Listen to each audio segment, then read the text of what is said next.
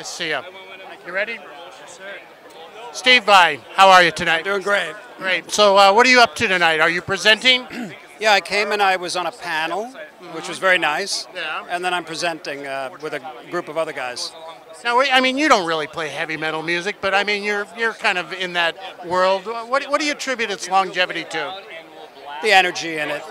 You know, I was a teenager in the 70s, so all those, and I was really into all those metal bands, Right. Zeppelin, Queen, Sabbath, and the progressive stuff. And it's just kind of been transforming. And some of my music has got overtones of that. But they're cool people, and it's a great environment. It's fun, a lot of energy. Rock music, of course, it's like so expressive, and there's a lot of actual very creative musicians in it too.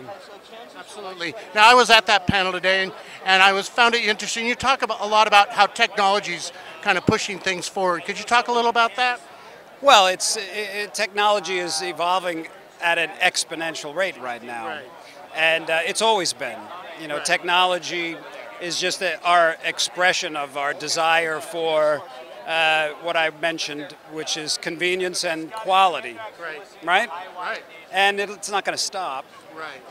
And is it important for a musician to diversify, look at different revenue, channel revenues? Well, it's a good idea because as musicians, you know, in any field that you're in, your priority is to do the best work you can, to create the best music you can, whatever, if it's a musician.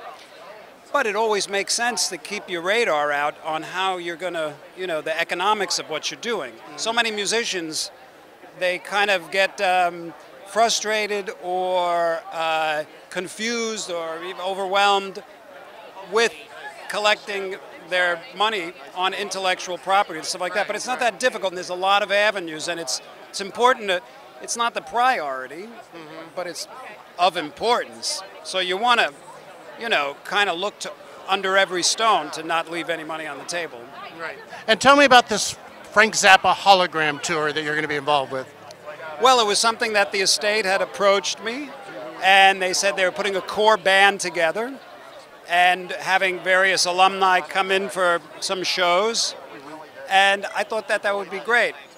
And I was a little concerned because, you know, holographic technology right now has certain limitations, but when I heard what they were planning and some of the ideas, it's not what you're expecting. It's really, I think it's going to be really cool, so I'm looking forward to it.